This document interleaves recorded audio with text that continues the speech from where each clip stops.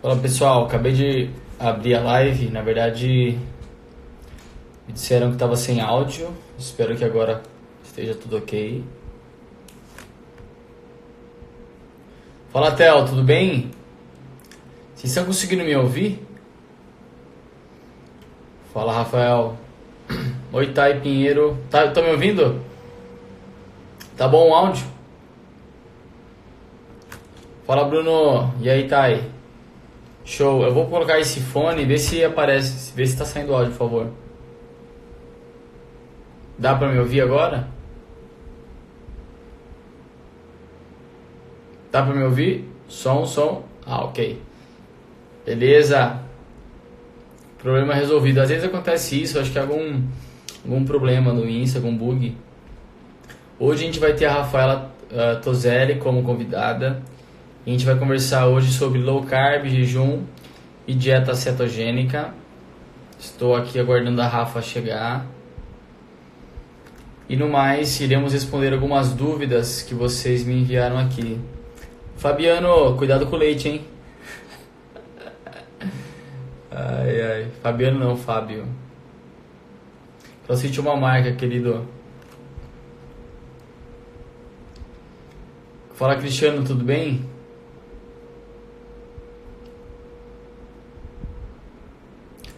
Oi, Liliane, tudo certo? Renan, obrigado, tudo bom? Pessoal, convidem os colegas, os amigos, dúvidas sobre jejum e low carb, a gente vai acabar respondendo aqui. Eu sinalizei algumas, eu vou tentar responder aqui para vocês. Oi, Jana, tudo bem? Minha paciente querida, Jana. Tudo certo?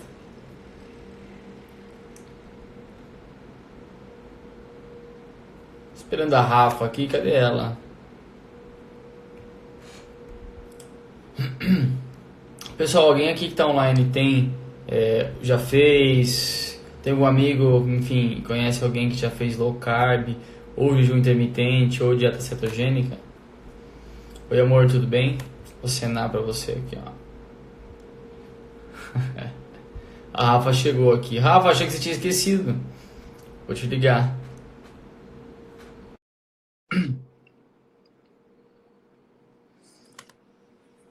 Vamos lá, hein, pessoal. Vamos derrubar tudo aí. Oi. Não esqueci, não. E aí? Tudo bem? Tudo? Tá me ouvindo certo? Tá tudo Tô, e bom? você? Tá tudo certinho? Deixa eu só arrumar aqui. Aí. Nossa, eu fiz uma segunda live aqui já, porque a primeira tava sem áudio, e aí eu achei que tinha entrado e não apareceu, enfim, deu certo. Ah, tá. Eu vi que iniciou, era 8h04, mais ou menos. Aí eu só peguei uma água e entrei. Não, tranquilo. Deixa eu só ajeitar esse computador aqui na faca. Tá Tá dando dando pra pra ver me ver aí? direitinho? Aí que dá. Dá? Eu tô arrumando aqui, Dá. porque pra mim aparece. Peraí, aparece minha cabeça inteira. Opa. E aí, Rafa, vamos conversar sobre o que hoje, pessoal? Tentar colocar. Peraí, um minuto. Agora deu Acho que a gente certo. tá pronto. Então, vamos falar sobre low carb, sobre cetogênica ali no meio, né? E também, Jejum né, também? Não. jejum. Ótimo. Exato. Das três estratégias mais utilizadas aí, né? Pelo menos pela Uhum. maioria, para Exatamente. emagrecimento, né? Procure emagrecimento. Você sabe que eu coloquei uma caixinha, você chegou a ver, a gente comentou sobre isso, Sim, de sim. dúvidas, e Uhum. teve de tudo ali. Acho que a gente pode ir pontuando algumas coisas para começar, mas a gente tenta fazer um geral, para as pessoas conseguirem pelo menos se nortear aí a partir de hoje à noite já, né, nessas condutas. Sim, beleza. Uma dúvida que sempre aparece, que me enviaram, foi a seguinte, né? A diferença de low carb e dieta cetogênica, por exemplo. Uhum. Isso é bacana que a gente começa a ver na internet, né? A gente comentou sobre isso já em outro momento, que as pessoas fazem uma confusão, né? Uhum. Com essas dietas. A gente, às vezes mesmo como profissional, acaba confundindo o que é alguma, porque as pessoas bagunçam, né? E é bacana de a gente começar a separar isso, né? O que você acha? Sim, então, exatamente. Na verdade, assim, a low carb, eu acredito que é uma estratégia que ela pode ser utilizada, pode muito ser utilizada, só que as pessoas elas fazem de maneira errada, né? Porque geralmente quando a gente fala em low carb, na verdade low carb não existe não tem um número pré-definido assim, quanto de carboidrato as pessoas têm que consumir para realmente ser low carb? Será que é 50? Será que é 100? Será que é 150? Depende muito da pessoa, né? Então, assim, por exemplo, que até a gente tinha comentado, se for um atleta, para ele, talvez 10 gramas de carboidrato por quilo de peso seja low carb, perto do que ele já consumiu em outras épocas, ou quando ele consome antes de uma competição, ou enfim. E também, assim, tem pessoas que, não sei, 5 gramas por quilo de peso já pode ser muito, né? No meu caso, por exemplo, pode ser que 5 gramas seja demais. Então, assim, primeiro, não existe um número pré-definido de low carb, é basicamente você diminuir os carboidratos comparado ao que você consome hoje, né? E é uma estratégia que, nossa, é muito legal, tanto para obesidade, quanto para diabetes, quanto para diminuir, né, riscos que a obesidade ela também pode gerar, como doenças cardiovasculares, aterosclerose, enfim.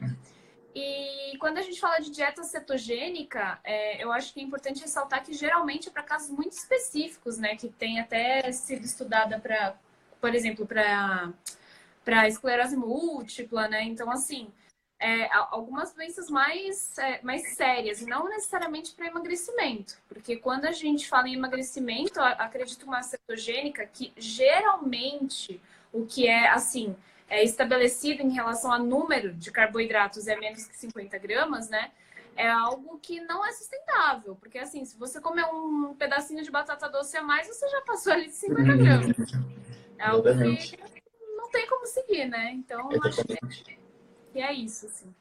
Bacana essa introdução que você fez. Só queria responder aqui uma ouvinte sobre deixar salva. A live vai ficar salva, tá? Todas ficam por 24 horas aqui. É só clicar nos stories da Plenitude. Vocês conseguem rever.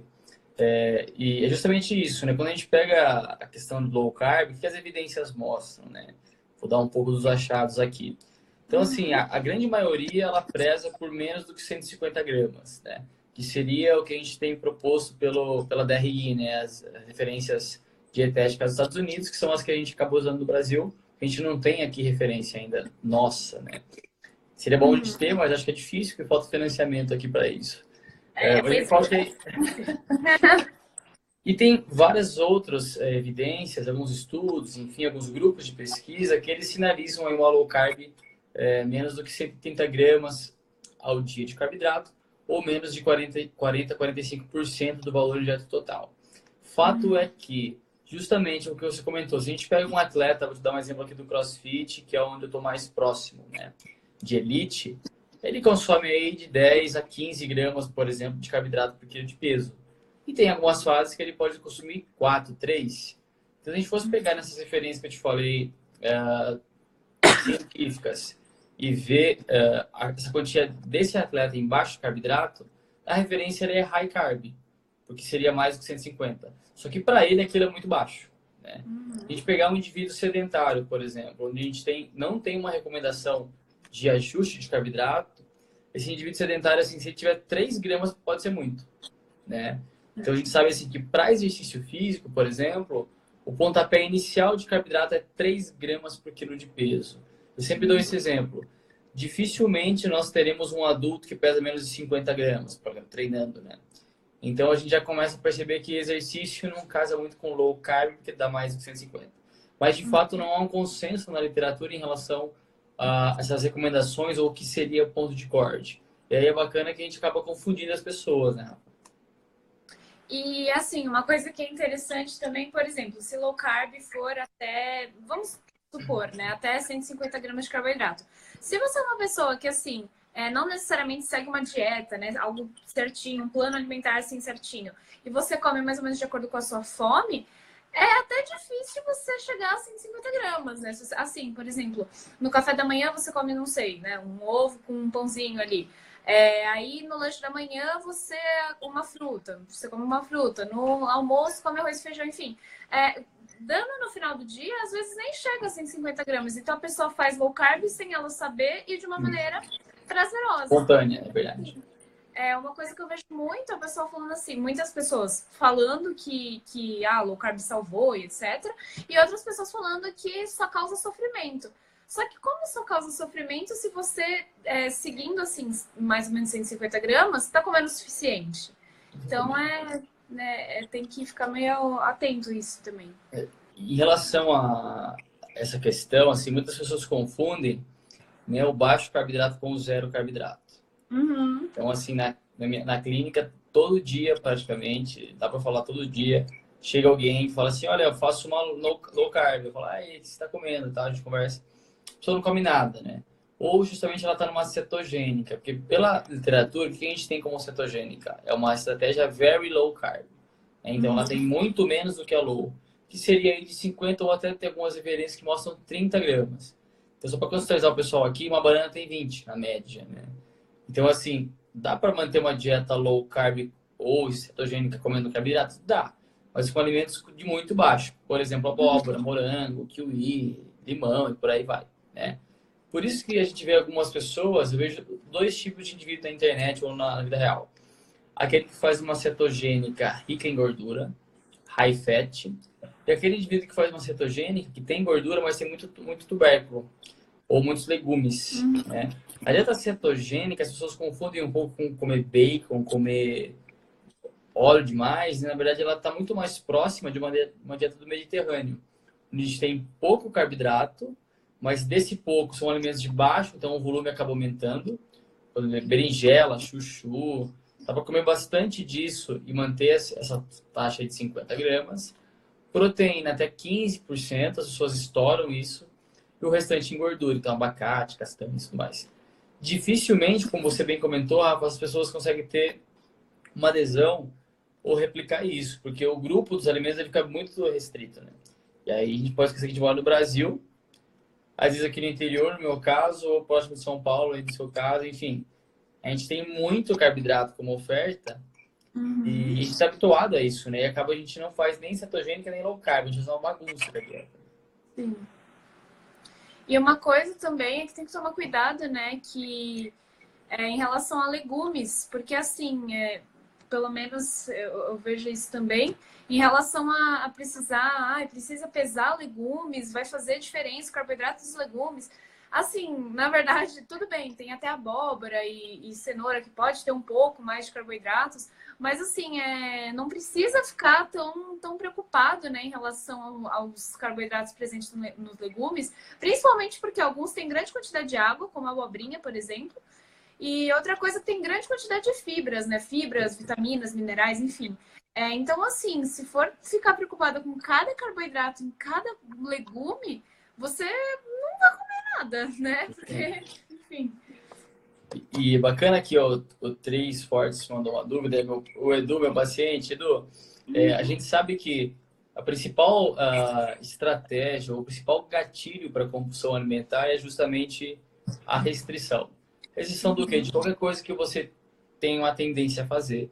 Porque todo não diz um sim. Então, quando você fala assim, não vou comer o pão, por exemplo, e você já comia pão antes, seu cérebro sabe disso e a ideia é que em algum momento ele vai pedir isso. Então, você tem um sistema de recompensa, né? O sistema mesolímbico, sua amígdala sinalizando o núcleo do nosso, uma área que nós chamamos de hipotálamo, fazendo com que você queira comer.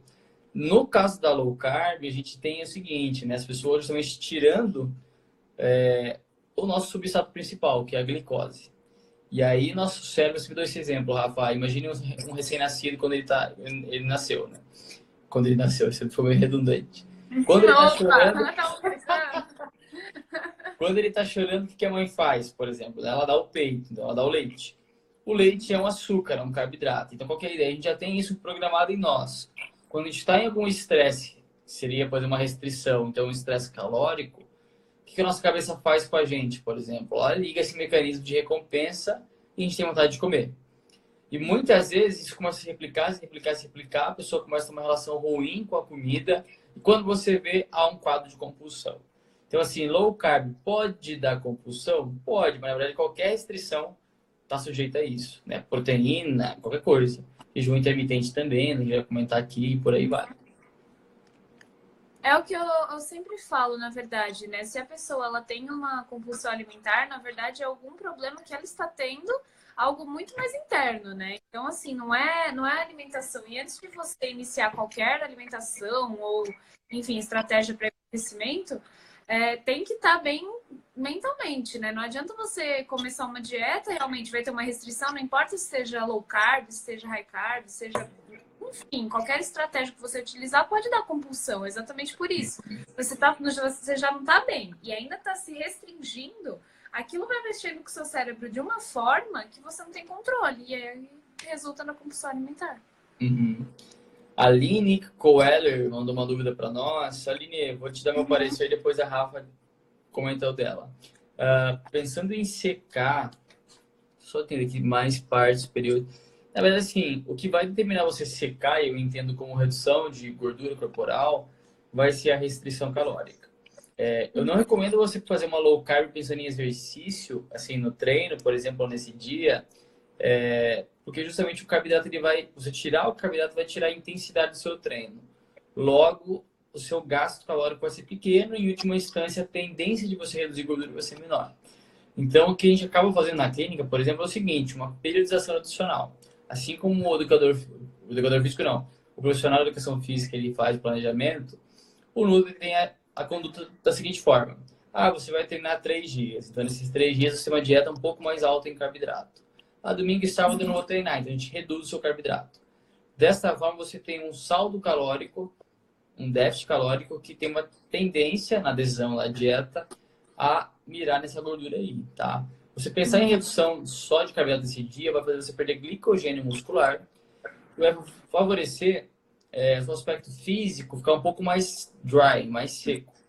Então que isso é só glicogênio muscular, né? Que é o carbo no músculo. Então depois isso volta. Uhum.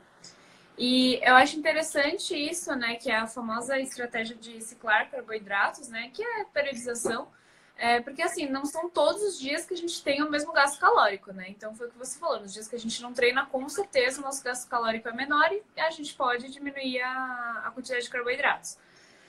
A única coisa que tem que tomar cuidado, porque, por exemplo, às vezes tudo bem, o seu treino né, no caso dela, acredito que o de inferiores seja o mais puxado do que o de superiores, por isso que ela queria diminuir no dia de superiores. Mas tem que tomar cuidado, porque assim, pode ser que mesmo no dia de superiores, os seus treinos seja tão intenso quanto de inferiores. Ou, por exemplo, no dia de superiores, você faz ali também um cardio. Será que esse gasto calórico ele não está mais ou menos igual? Então, só tem que tomar cuidado com isso, né? Às vezes as pessoas elas querem diminuir, porque eu já vi muito isso, assim, de quererem diminuir sempre no dia de superiores. Mas no meu treino de superiores, por exemplo, eu pego bem pesado e ainda faço cardio. Então, assim, o gasto calórico fica na mesma. Vou tomar Se cuidado. equipara. E bacana de comentar, né, que assim, o tema central são as diferentes estratégias no emagrecimento, que o que determina o emagrecimento, é claro que o exercício ele vai ser importante, ele é o gatilho que vai se associar com a dieta, mas assim, pessoal, onde a gente mais gasta caloria é através do nossa taxa metabólica de repouso. Então, assim, a gente queima só não, né, mas muita caloria para assim, estar vivo, respirar, falar, tudo mais. E o que mantém a nossa TMB, a nossa taxa metabólica basal, em uma quantidade, e um nível, vamos colocar assim, bacana, é justamente um treino intenso. Lembrando que intenso não é falando de carga, mas em si você se dá ali e tudo mais. E uma alimentação que não tem uma restrição calórica agressiva. Porque qual que é a ideia? Muitas pessoas eu vejo, Rafa, assim, que fazem spinning, por exemplo, todo dia. Também atendo um monte assim. Então, assim, na média vai gastar 1.000 calorias por aula. Não é bem isso, mas gasta bastante. E não emagrece, porque depois não come. Né? Então, aumenta o gasto, mas não compensa com uma energia que mantém a restrição. Ela derruba o gasto. Aliás, o consumo calórico. E aí, então, você não emagrece. Então, assim, a gente tem que pensar Seu metabolismo vai lá embaixo. vai lá embaixo. Então, pessoal, uma dica. A primeira coisa que derruba o metabolismo é comer pouco. Quando a gente fala assim, nossa, meu metabolismo é lento, o que você precisa fazer? Come mais. Né? E aí o Nutri vai casar na estratégia. E uma coisa também que eu ia falar até em relação. Também depende que, assim, nos dias que você não treina, dependendo do treino que você fez nos outros dias, você ainda tá gastando nos dias que você não treinou. Então depende, às vezes é interessante diminuir carboidrato e às vezes não, porque se seu treino, por exemplo, no sábado foi muito intenso, talvez no domingo você pode continuar comendo a mesma quantidade de carboidrato ou diminuir bem pouquinho comparado aos outros dias por conta disso, né? Que seu gasto calórico ainda continua alto. Uhum. Rafa, uma pergunta para você agora. Você faz essa estratégia carb cycling na sua rotina, no seu dia? Eu já fiz, mas hoje na última semana eu mudei minha estratégia, né? Eu sempre fui uma pessoa que segui dieta, ou balança, pesei alimento, enfim. Faz 4, 5 anos, assim, desde que eu comecei. E aí, pela primeira vez, eu queria começar a seguir uma alimentação mais intuitiva. Então, assim, comer de acordo com o que eu sinto fome, enfim. Claro que eu não tenho objetivo estético, né? Porque quando a gente tem, realmente tem que ter algo mais certinho. Mas há uma semana eu comecei a fazer isso. Então, assim, atualmente eu não tô, né? Eu tô comendo de acordo com o que eu né, me sinto confortável, lógico. Considerando ali uma margem assim, de proteínas, carboidratos e gorduras por refeição, mas seguindo mais essa linha. Mas eu já fiz muito. Já fiz, assim, por um bom tempo essa estratégia. Também, assim, eu lembro que eu não tinha muito conhecimento. E aí eu vi as pessoas comendo mais no dia de perna, eu ia lá e falava, no dia de perna então tem que comer mais. E aí eu fazia isso, sabe, por ver os outros fazendo. Mas depois eu comecei a entender melhor, né? Aí foi o que eu falei, nos dias que eu treinava os superiores, não fazia cardio, por exemplo, só treinava os superiores e o treino não foi tão puxado, aí comia menos. Então, assim, né, vai adaptando. Acho que a gente vai começando a conhecer o corpo também, né? Exatamente. Eu, recentemente, faz uns 10 dias, eu sigo, teoricamente, uma dieta, assim, eu monto algo. Pelo menos eu tenho uma margem que tem de carboidrato, por CrossFit, que é um pouco alta, assim, 4 gramas de peso e proteína e tal. E aí eu falei assim, olha, eu quero dar uma secada maior, quero pegar a gordura e jogar lá embaixo. E eu fui tirando um pouco do carboidrato só, e assim, eu vi que o meu desempenho já caiu tirando 50 gramas de carboidrato, assim, isso em arroz dá 100 gramas, 120 gramas. Quantia pequena, isso que eu não sou um atleta de elite, nada disso. Então, você imagine que oscilações pequenas já derrubam já nosso rendimento, né? E justamente Exato. ter esse consumo intuitivo é importante, assim. Por exemplo, agora eu tô com muita fome, porque hoje eu não consegui comer direito. Mas eu entendo que não é tanta fome, é a vontade de comer. Porque eu tive um dia corrido, estressante, e a gente tá num horário agora que o cortisol tá um pouco mais alto, assim. Ele foi secretado umas 5 horas em nós. Isso dá aquela vontade de comer à noite, que as pessoas falam, né? Aí eu chego em casa e é difícil. De noite é mais difícil. Então é bacana de começar também a reparar, independente da estratégia, se há mesmo uma necessidade fisiológica de consumo de alimentos ou se há mesmo uma vontade de comer que tem um gatilho muito mais comportamental envolvido.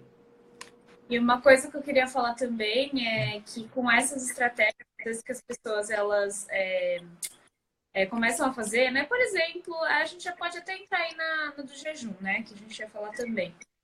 Às vezes elas acabam querendo fazer aquilo com o objetivo, quero emagrecer, então vou fazer o jejum, porque é isso que funciona. Só que elas começam, por que que pode até desencadear compulsão alimentar, né? Porque elas estão com fome, elas querem comer, mas elas não comem porque elas precisam emagrecer e precisam fazer jejum para isso. Então eu vejo muitas, eu fazia isso às vezes, não em relação ao jejum, mas por exemplo, chegou de noite, tem dias e dias, né? Por exemplo, a mulher no período menstrual, ela fica com os hormônios regulados, sente mais fome, enfim, mais vontade de doce também. Então, por exemplo, tinha dias que eu tinha vontade de doce e não falava, não, eu não posso comer porque já comi tudo que eu tinha que comer no meu dia. Mas às vezes você comer aquilo que você quer em menor quantidade, né? Mas assim, inserir aquilo que você está com vontade, talvez seja bom para você. E a mesma coisa em relação ao jejum.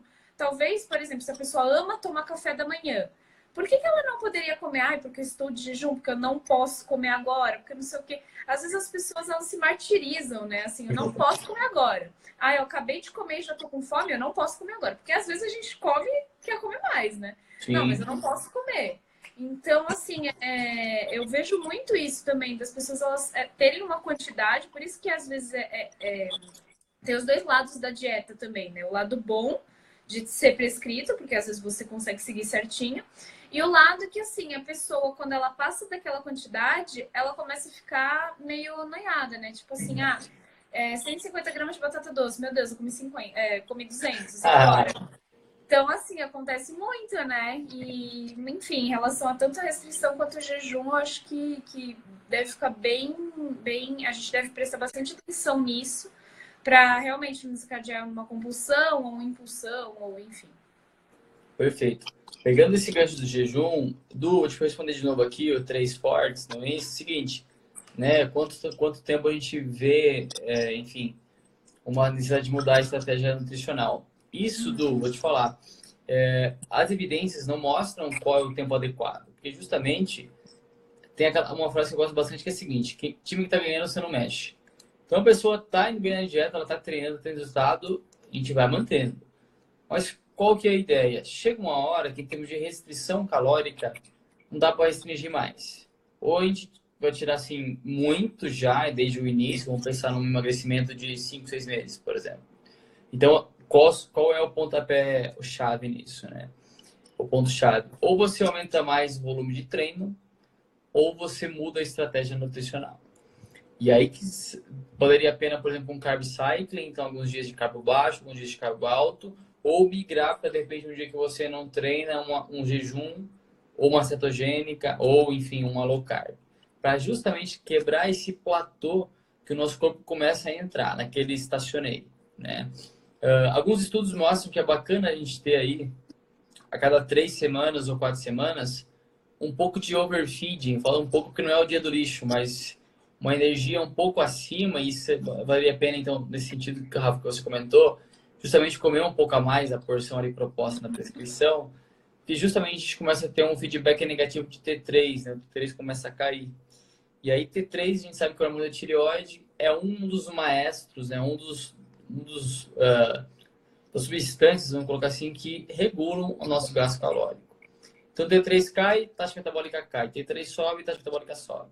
Então, esse overfeeding em dias não ocasionais pode ajudar. Só que isso tem que ter um acompanhamento. A gente não tem evidência falando assim, ó, bacana se trocar a cada 3 meses, igual dizem por aí.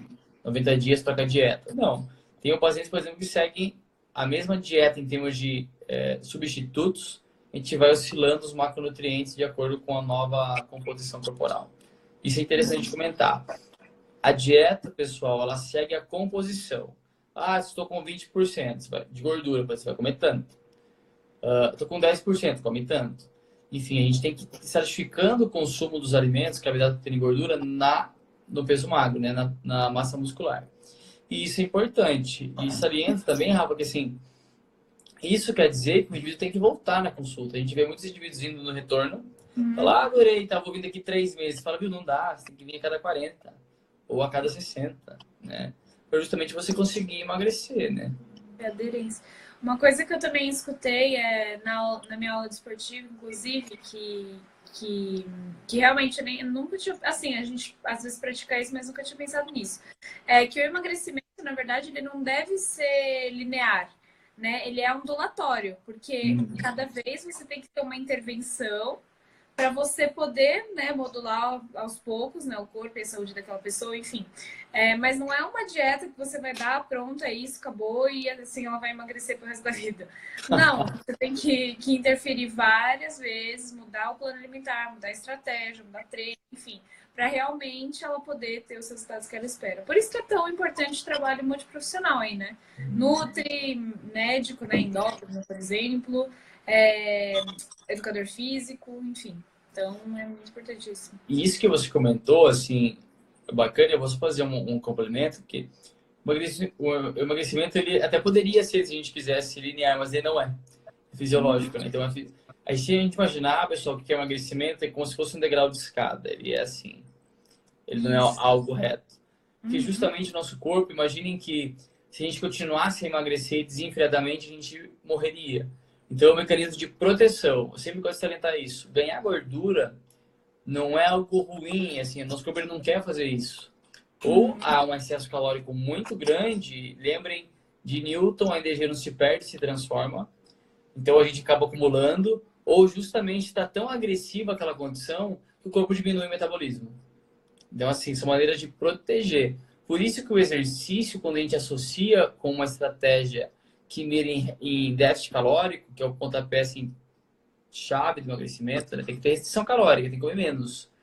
O exercício, ele meio que burla isso, porque a gente acaba comendo bem, entre aspas, bastante, só que o gasto é suprafisiológico, Bem maior.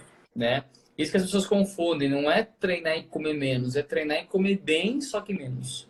Você pode falar isso. Então, você vai e dá... Ou também não treinar e comer muito, né? Tipo, muito. Tipo, vou treinar pra comer. Exatamente. Ana, é bacana de salientar também que é o seguinte, a fome à tarde, ela acontece pela essa questão do cortisol. Então, só para vocês terem uma ideia. Na transição, pessoal, do claro para o escuro, então à tarde para a noite, e de noite para o claro, de madrugada, por volta das 5 horas da manhã e da tarde, o nosso cortisol, o hormônio do estresse, é secretado pela nossa glândula adrenal. Imagine que vocês estão em uma situação de estresse, que é já a restrição calórica. Mais o treino dói, não dói o corpo, Rafa? Oi? Então, o treino dói o corpo, às vezes não sim, dói. sim, sim. Então, a gente está no estresse físico. Mais aquele estresse do dia a dia. Você está indo, seu chefe foi chato com você, a internet não está funcionando na sua clínica, seu celular quebrou. Você tem... Ou mulheres estão na semana menstrual, por exemplo, né? Então, o cortisol vai lá em cima. Enfim, o corpo ele faz a gente comer. Então, Fora o sono, né? Que a pessoa o sono que o pessoal não tem regulado, não, tenho certeza. Exatamente. Olha só que interessante. Dormir 2 horas a menos por dia, então, pegando num padrão de 8 horas, reduz o nosso gasto calórico em 10 a 15%. E isso é uma alteração aguda. Então, assim, você imagina, tem que dormir para emagrecer. Dormir emagrece. E é o que menos fazem, né? E aí, por exemplo, eu até, por exemplo, na época que eu queria, no caso, não emagrecer, mas ganhar massa muscular, eu dormia muito tarde. Aí eu fui ver, e um dos problemas, né, dos meus exames de sangue era que o meu cortisol tava muito alto, muito alto. Aí eu comecei a regular, era o sono mesmo. Mas, enfim, continua. Não, e é isso, assim, só para você ter uma ideia, no primeiro terço da noite, nós temos uma secreção bem importante de GH, né? Que você tem hipertrofia, aí você tem menos GH, enfim. Isso é bacana de comentar, porque assim, vou falar do jejum um pouquinho, Rafa. O jejum não é algo novo. A gente tem o jejum aí há milhares de anos lá no Oriente Médio, o pessoal faz o Ramadã, só que é muito importante frisar essa diferença. O Ramadã é um jejum religioso. Eles não fazem para emagrecer, eles fazem porque é da cultura deles, né? E aí qual que é a ideia então? Tem um estudo que foi o primeiro, pelo menos na literatura, depois até posso passar aqui que é bem legal, é de 1902, se não me engano, do New England Journal of Medicine, que é o mais importante jornal da área da saúde, né? Qual que é a ideia? Havia um indivíduo obeso e diabético e os médicos queriam, de alguma forma, tentar regular a glicemia e a insulina dele. O que eles fizeram? Deixaram esse indivíduo em jejum, só tomando soro, e viram se o não consumo de macronutrientes iria alterar isso. Então, na verdade, foi um jejum imposto, né? Então, ele não comeu por mais de 20 horas, por exemplo, só que ele não teve nenhuma complicação porque ele tinha o soro fisiológico. E aí, o que começaram a pensar ou anotar depois disso? Que o nosso corpo ele regulava várias enzimas relacionadas a ganho de peso, como a insulina. A gente regulava dessa forma mais hormônios relacionados à saciedade e tudo mais. E a gente lá para cá fomos sendo vários estudos. O problema, na verdade, é igual a questão da low carb que a gente comentou. Não há um consenso sobre quantas horas de jejum deve ser feito, quantos dias na semana a gente deve fazer. Temos evidências que diz que emagrece? Temos evidências. Mas essas evidências, e pior que algumas são boas, elas não mostram um emagrecimento mais eficiente do que a restrição calórica convencional. O que a gente tira do jejum? Pode ser que emagreça? Pode ser, só que pontos importantes a frisar aqui. Adesão difícil. Segundo, nenhum protocolo é todo dia. Eu vejo muitas pessoas fazendo assim todo dia. E um outro problema que é o mais importante, o professor Lanche, ele sempre fala isso, Lanche Júnior, que é uma das maiores referências do mundo nesse sentido, é o seguinte, no refeeding, né, Rafa, quando a gente volta a comer, depois de jejum, então, todas, sem exceção das enzimas lipogênicas, então produtoras de gordura, elas têm a expressão aumentada, porque justamente nosso corpo ele entende que a gente está em privação. Então, assim, o que os estudos não mostram, né, é um follow-up. Follow-up é um estudo de segmento. Assim, você tem lá, beleza, emagreceu. Mas e depois de meses ou anos, como estão essas pessoas? Pelo metabolismo, pela fisiologia, o reganho ele é certo. Isso que é bacana frisar. Eu acho que assim, o jejum ele é uma estratégia boa, por exemplo, se você realmente é uma pessoa que não sente fome de manhã, ou eu até ouvi, por exemplo, eu não lembro quem falou, não lembro se foi uma Nutri, enfim, que era casada com uma pessoa, com um médico, e o médico ele tinha vários plantões e ele não conseguia tomar café da manhã, ele não conseguia parar para tomar café da manhã, realmente era uma coisa difícil para ele. Então ele fazia um jejum para na hora do lanche da manhã ou na hora do almoço, ele comia bem, né? Comia assim, bem que eu digo o suficiente, e comia nos outros horários do dia que ele conseguia. Mas de manhã ele tinha que fazer esse jejum, porque era muito difícil, ele não podia parar, ele era cirurgião. Olha. Então assim, adaptando a rotina dele, não tinha como. E se você é uma pessoa que gosta, né, ou também seja às vezes por causa da sua religião, tudo bem, é interessante, pode fazer jejum, ou, né, às vezes você se sente bem, tudo. Tem muita gente que fala, inclusive, acho que quando inicia a alimentação, que é assim, eu não sinto fome de manhã. Tudo bem, se você não sente, a gente pode tentar adaptar. Agora, não queira forçar algo. Eu sinto muita fome. Eu, por exemplo, amo tomar café da manhã, eu gosto de acordar e comer. Nossa, eu adoro. Agora, nossa, é assim, é o meu momento de prazer. Então, assim, por que eu vou tirar isso para poder emagrecer? Eu tenho milhares de outras estratégias e para mim não vai funcionar, não vai ser bom. Então, é isso. E nesse sentido também, né, sempre frisar que para ter um nutricionista que prescreva isso. Sim. Né? E quando, pessoal, vocês forem pensar em fazer um jejum com Nutri, né, procurar esse profissional, questionem sobre as condutas de jejum e tudo mais para ver se esse profissional está habilitado a passar isso, né? E assim, eu recebo alguns pacientes de outros Nutris, só que é uma coisa totalmente contrária que a gente tem de referência, só não comer. Não é bem assim. A Rafa bem comentou essa questão médica, e assim, por exemplo, o que a gente sabe é que na hora que você vai comer, pensar no jejum então de 14 horas, enfim, 16 horas, você teoricamente tem que bater a sua necessidade calórica em 4 horas. Esse é o problema. Então, assim, se de repente em 5 refeições já é difícil ter um balanço calórico adequado, imagine em 4, 5 horas. Então o volume acaba aumentando, né? Mas assim, eu tenho duas pacientes, pelo menos duas pacientes ativas, que eu passo jejum, porque uma delas trabalha no Tribunal de Justiça em São Paulo. Eu falei, Thiago, não há chance de eu tomar um whey, nada, nada, nada. Só que eu consigo comer à noite. E ela, igual você falou, Rafa, ela não toma café da manhã. Então a gente sabe que a rotina e deve ser respeitada, eu acho também. Eu não quero incluir refeição para ela de manhã se ela não tem. Não quero incluir, ela quer emagrecer. Mas o que ela faz então? Jejum de 12 horas, contando com sono. Ela sai umas 3h30 do trabalho, 4 horas, e ela começa a comer. Só que das 4 às 10 ela bate o que ela precisaria comer no dia todo. Entendi. Ela faz isso todo dia, 3 dias na semana. Que são os dias que ela está no tribunal. E um outro paciente que queria testar, a gente testou, mas a ideia, acho que já vou mudar isso, porque ela está caindo rendimento no tênis. Enfim, então qual que é o gancho disso? Jejum e exercício não se conversam. Sim. Consigo treinar em jejum? Consegue, porque você tem muita massa para queimar. Mas a gente sabe que energia sem ter energia não são coisas.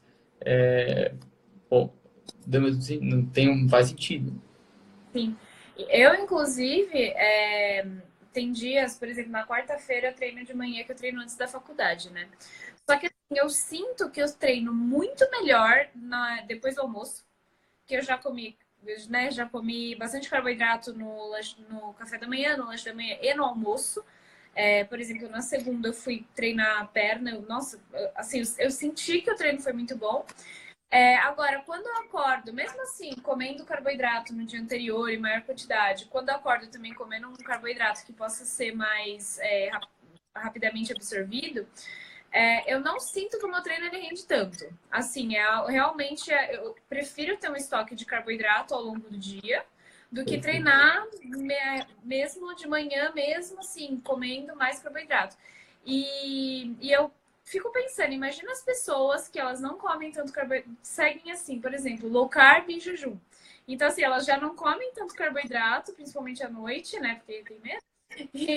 E de manhã elas vão treinar em jejum. Ou, né, o famoso óleo de coco, enfim. Não vou entrar nesse mérito. Sim, vamos supor em jejum, só tomando um café. O café pode ajudar a ela ter menor percepção de esforço. Talvez ter um treino bom. Mas assim, bom, como se você Razoável. quer ter. Se você quer ter uma performance melhor, não adianta. É realmente carboidrato e às vezes assim, dependendo do horário, você pode render mais exatamente por esse estoque estar maior, né? Exatamente. Carboidrato. Ó, a Paty, só pra gente não perder as perguntas aqui, Rafa. A Paty, primeira coisa em termos de qualidade de sono, você precisa fazer uma higiene do sono, tá? E nisso, eu vou ser sincero assim, faço o que eu falo e não faço o que eu faço, porque eu durmo tarde. Então é o seguinte, Também. qualidade do sono, apagar as luzes, luz total, sem celular. Esse bendito aparelho ajuda, mas também atrapalha a gente. A melatonina, ou esses comandos naturais, o que eles vão fazer? Tá, a melatonina é o hormônio do sono, mas na verdade ela induz ao sono. Então ela vai deixar a gente um pouco mais down, um pouco mais, Menos sabe, agitada. para baixo. Exatamente. Só que não adianta nada estar assim com o celular no Instagram. Então, assim, não adianta nada tomar indutores do sono, mas a gente não dá o gatilho principal, que é se desligar, tá? Então, o que a gente tem? Por exemplo, alguns chás, melissa, passiflora, mulungu, são bacanas. Kiwi ajuda bastante. 2 kiwis por dia. Tem várias evidências que mostram que melhora a latência e a qualidade do sono. E justamente você tentar dormir mais cedo. Então, assim, vou dormir à noite. Tenta deitar às 11.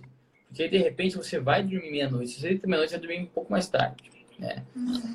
Sono é uma higiene, tá, pessoal? Então é bem complicado hoje, porque a gente tem uma rotina, né, Rafa, que cada vez cobra a gente mais. E às vezes, quando você vê, só sobra a noite para você trabalhar ou fazer outra coisa. Então é difícil. Por exemplo, até você que tem o consultório, no caso, quando que você consegue estudar entre um paciente e outro, ou à noite? E aí você acaba chegando em casa, vai lá, estuda à noite. E eu também faço isso, assim, como eu tenho a faculdade também, de tarde eu estudo para a faculdade, de noite eu vejo o que eu quero. Então, assim, tem vezes que não adianta, né? Mas se você realmente está no objetivo específico de emagrecimento, ganhar massa, isso aí pode estar te prejudicando demais. Tem que dormir. Nosso sono, pessoal, uma curiosidade, a gente passa geralmente, né, 1/3 da vida dormindo. A gente não sabe por que ainda a gente dorme. Assim, a gente tem, as hipóteses são, por exemplo, reparação e tal. A gente não sabe ainda. Sono é uma coisa fascinante de ser estudada, é muito legal. E, assim, pode ver que a gente consegue ficar um dia sem dormir? Consegue, mas uma hora você vai dormir. Então, o sono é uma ação, assim, inevitável. A gente vai dormir em algum momento. Então, a gente tem que parar de tentar burlar isso. Sim. E Até perguntaram aqui... Oi, pode não, falar. pode falar. Pode falar. Não, te perguntaram como o sono afeta tanto o metabolismo. Então é por conta de tudo que a gente já falou, né? Que pode aumentar o cortisol, que, assim, cortisol, ele é maravilhoso. Só que, se você tem grandes quantidades, você vai ter catabolismo, você pode ter um processo inflamatório maior. Então, enfim, cortisol aumenta. O GH também diminui, que o GH é o hormônio do crescimento, que é sintetizado durante o sono, que até você mesmo falou. Também vai prejudicar. Em relação à fome, né? Pode ficar muito tempo acordado, comer mais. Ou no dia seguinte pode prejudicar e a gente pode querer comer mais por conta dessa privação de sono. Então, assim, é muita coisa, muita coisa. Depois eu vou tentar deixar aqui. Tem um documentário lá do Manifesto da minha faculdade, do Renato. Rê, tá aí? Mandou alguma coisa aqui da glicogênio. O Rê é meu bicho. Grande Mandou. Qual que é a ideia? É um documentário de 8 minutos, 9 minutos sobre sono. Por quê? A maior referência de sono do mundo é brasileiro e está em São Paulo. E assim, a gente não fala de referência de sono. Tá. E lá da faculdade, enfim. E é bacana, tá, pessoal? Pra vocês começarem a notar isso. Tem muita gente que fala assim, eu faço dieta, não sei o quê. Mas, meu, se não tá legal o sono, tá ruim. E, Edu, só um adendo aqui em questão da Whole 30, né? Whole 30.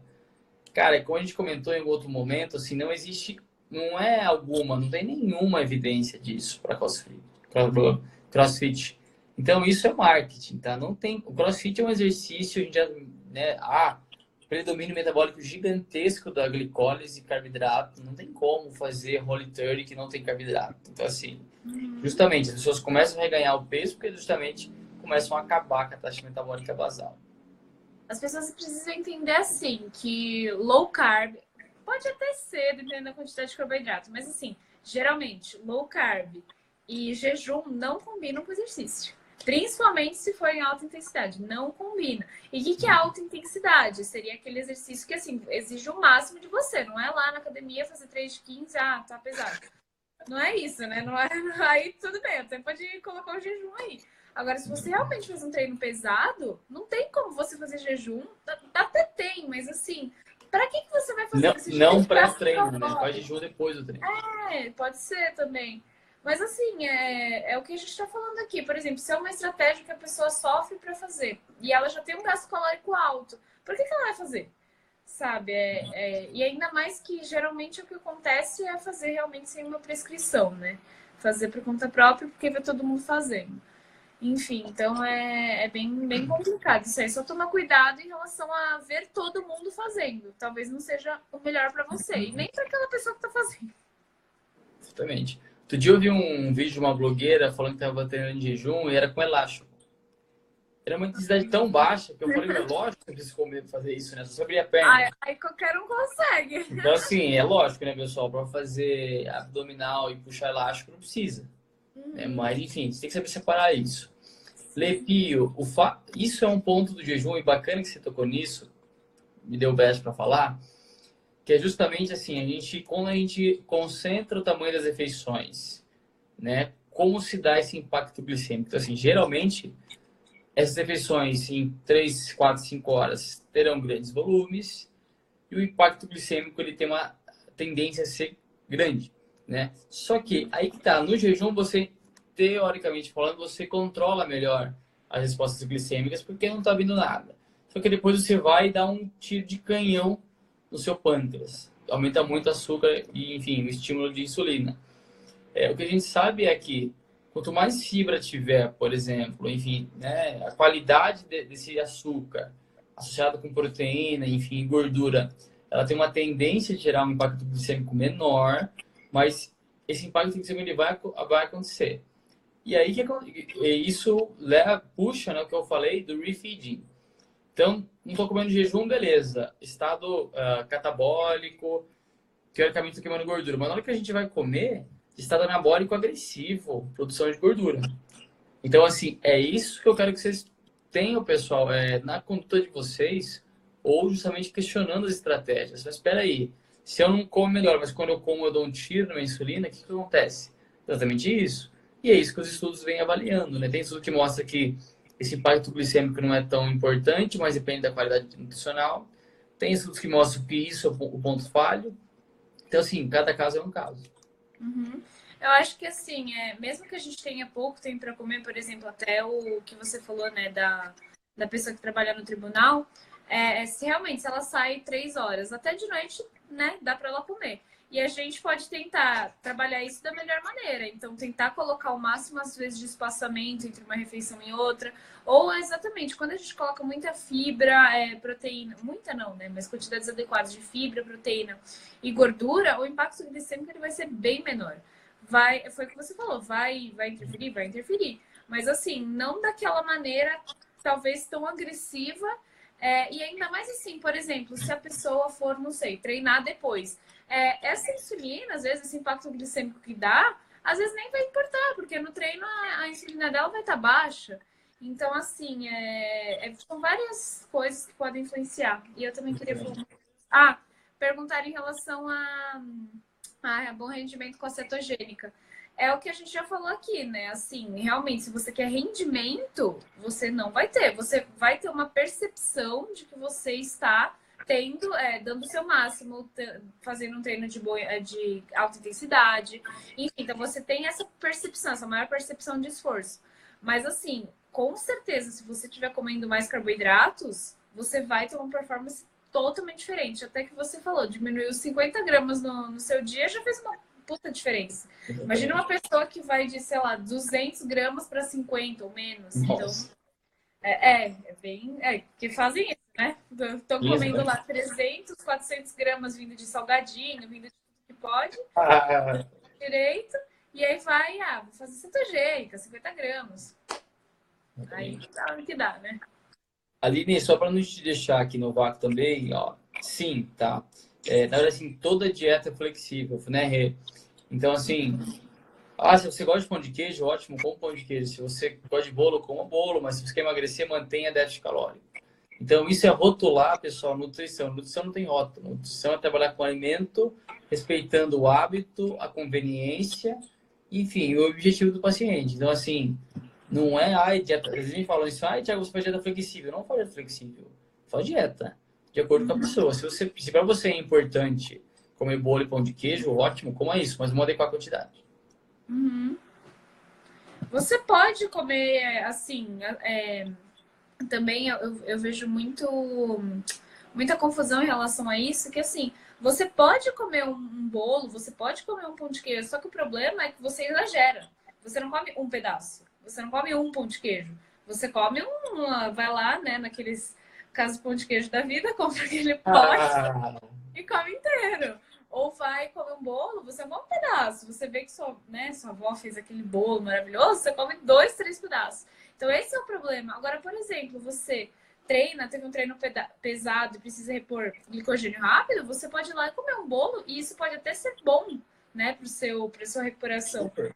Então, assim, é só preciso avaliar realmente essa flexibilidade e pronto, tá ótimo. Você vai conseguir fazer dieta flexível, né, que toda dieta tem que ser flexível, da melhor maneira. Você comentou, nossa, teve uma gaiteada aqui. O Né? bolo da avó, se deixar com o bolo inteiro, que isso, né? Assim, tem vários alimentos que não é só comer, né? Tem afeto, então, assim, isso é importante. E bacana de comentar, pessoal, por isso que é legal de fazer um treino intenso e tal, que a reposição de glicogênio com essa de carga do músculo é independente da qualidade. Tem vários estudos que mostram reposição de glicogênio com fast food. Então, assim, não é que o pós-treino queima que você está comendo, porque justamente você pode comer mais. Só que você vai mobilizar esse nutriente para o músculo. Então, isso é interessante. E, Rê, essa questão de comer à noite engorda, né, do clock circadian, sim, existe mesmo vários estudos acima disso. Isso vale, mas não é para todo mundo. Quem deveria evitar, de repente, o carboidrato de alto índice glicêmico ou uma qualidade ruim à noite em termos nutricionais? Aquele indivíduo que já tem uma resistência periférica à insulina, como avaliar isso? Por exemplo, cintura abdominal, triglicérides, colesterol, enfim, já tem alguma predisposição à síndrome metabólica. E o que modula isso, por exemplo? Treina à noite? Treina cedo? Então, vou ter que comer de noite. Os dois. Tá com fome? Como que tá o balanço calórico, né? Então, assim, a gente sabe que, como chamam isso no português, a nutrição, estão chamando isso de... fugiu agora. Nutrição o quê em inglês? Não, é de ritmo circadiano. Estão chamando de... Nutri... É um rótulo que colocaram para isso, mas justamente com menos horários.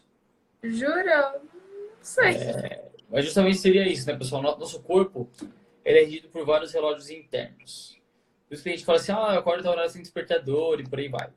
E o principal gene que controla tudo isso, a gente chama de clock circadian, que fica no hipotálamo, no sistema nervoso central.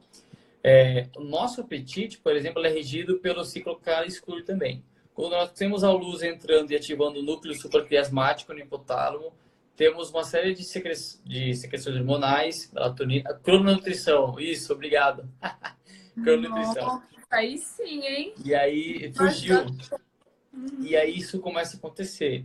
Então, assim, a gente tem que avaliar o indivíduo, porque existem pessoas mesmo que elas não deveriam, né? Não que não podem consumir, por exemplo, gordura saturada à noite. Isso hiperestimula o que nós chamamos de PPAR-gama, que é um fator assim, proteico que vai estimular muito a lipogênese. Mas vejam, pessoal, estimular a lipogênese não é ganhar gordura, é você cutucar ali. Mas vamos replicar isso todo dia, todo dia, todo dia. Esse indivíduo já tem um peso que não tá legal. É sedentário, aí sim é fazer um strike no boliche. Né? Então, cada caso é um caso, mas temos evidências. E é até legal comentar sobre isso, né? Porque, assim, tem alguns macronutrientes, por exemplo, a proteína talvez seja interessante ter maior quantidade de noite. E carboidratos, assim, eu sei que as pessoas elas demonizam muito falando que não pode, não pode. Não é que não pode, é que assim, tem alguns estudos que realmente verificam que talvez menor quantidade de carboidratos de noite seja melhor do que ao longo do dia. Ao longo do dia pode ser melhor, até porque assim, uma das principais funções do carboidrato é o quê? Energia. Então, assim, talvez seja muito mais interessante você comer maior quantidade durante o seu dia, para você ter maior energia, principalmente no seu treino, né, maior performance, do que de noite. Mas assim, né, só tem que tomar cuidado com essa restrição, mas assim, realmente, alguns macronutrientes pode ser que seja mais interessante inseri-los em determinados horários. Uhum. Tem um estudo bem recente, o Paulo Musi sempre passa isso em palestra, o Renato estava comigo, Rafa, compartilhar com você, que justamente a gente viu o contrário, indivíduos com predisposição à resistência à insulina, diabetes, indivíduos com obesidade, inclusive. Eles fizeram o maior consumo de carbo à noite. Eles comeram 80% de carboidrato à noite e 20% durante o dia. E os pesquisadores eles notaram que o carboidrato à noite ele favoreceu durante o outro dia menos cortisol e o aumento da taxa metabólica, porque justamente durante o sono que a gente tem o GH sendo secretado e por aí vai. Só que tem umas evidências que mostram o contrário. Então, de novo, pessoal, existe um certo e um errado, existe não ler sobre isso e não conseguir individualizar. Né? E às vezes, o que a gente vê, por exemplo, na prática clínica? Vamos supor que eu te atendo, Rafa, e você, no primeiro momento, você vê medo de comer carboidrato, enfim, você não tem uma relação muito boa com ele. Eu não vou brigar com você para comer carboidrato. Você não vai fazer minha dieta. O que a gente pode fazer? Calcular o seu total de carbo e estatificar ele até a tarde. Então você tem o que você precisa, o total, só que de noite você não comeu. Então aquela resposta ela acontece, né? Exatamente, né? E outra coisa também às vezes o indivíduo ele treina de noite. E aí você não vai colocar carboidrato para ele de noite? Não tem como, né? Assim, ainda mais se é um treino, é o que a gente tá falando aqui, né? Intenso, pesado, enfim. Então, assim, é muito complicado isso, porque hoje a gente tem muito estudo mesmo. Então, assim, alguns falam realmente o que você falou, né? Que talvez o consumo maior de carboidrato à noite, até para indivíduos com obesidade e diabéticos, seja melhor. E outra porrada também falando que não, talvez né, seja melhor menor consumo de carboidrato à noite. Enfim, é o que a gente sempre fala aqui, é individualidade. Não adianta, assim, os estudos eles ajudam a gente a saber se algum suplemento, algum alimento, eles podem influenciar de determinada maneira, qual a melhor maneira que eles podem influenciar no nosso corpo, etc. Só que não vai ser nunca algo global, né? Algo assim, que realmente é aquilo que funciona. A gente viu que carboidrato à noite pode ser bom, mas e para aquele indivíduo? E para esse, para esse? Então é realmente isso, né? Os estudos eles ajudam a gente a entender muitos fatores, né? Relacionados à alimentação, exercício, dieta, enfim. Só que nunca vai ser algo pré-estabelecido. É isso que as pessoas elas têm que entender. Não existe algo moldado, pré-estabelecido, pronto, enfim. Se existe algo que é bom para todo mundo, é nutricionista, né? Tipo, mas cada caso é um caso, pessoal. Brincadeiras à parte, assim, como a Rafa bem disse, a ciência, ela é o norte por onde a gente toma nossas condutas. A gente não pode esquecer de ouvir o indivíduo que está na frente, na mesa ali. Sim, Se a pessoa não come carboidrato de noite, no primeiro momento, vale muito mais a pena adequar as refeições que ela já faz e deixar isso para depois, ir por outro caminho, ou mostrar para ela que, ó, treina assim então, ela vai lá e não vai treinar. Você fala, então, agora come isso e vai lá treinar. A gente conseguir, com resultado e com respeito, mostrar como se faz isso, né? Acho que a gente não pode nunca perder o respeito e nem julgar, né? Sempre me pergunta assim, pode falar. Pode falar. Que deu um delay aqui.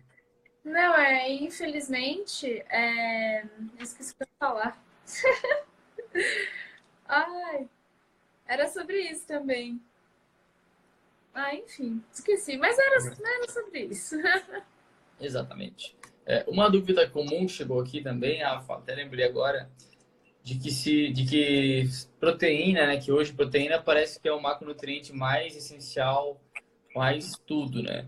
É livre na cetogênica e na low carb. Então, assim, se no emagrecimento, a gente tem que pensar em gasto calórico e em déficit calórico. E assim, pensar em proteína à vontade é justamente não controlar calorias. Então, não é à vontade. Mas na low carb, diferente da cetogênica, a gente consegue ter uma margem maior para proteína. Na cetogênica, de 15 a 20% ou menos. Então, as pessoas, eu vejo errando muito nisso. Aumenta a gordura, vamos colocar aí, vai, o equivalente a 80%, joga lá em cima, só que joga lá em cima a proteína também.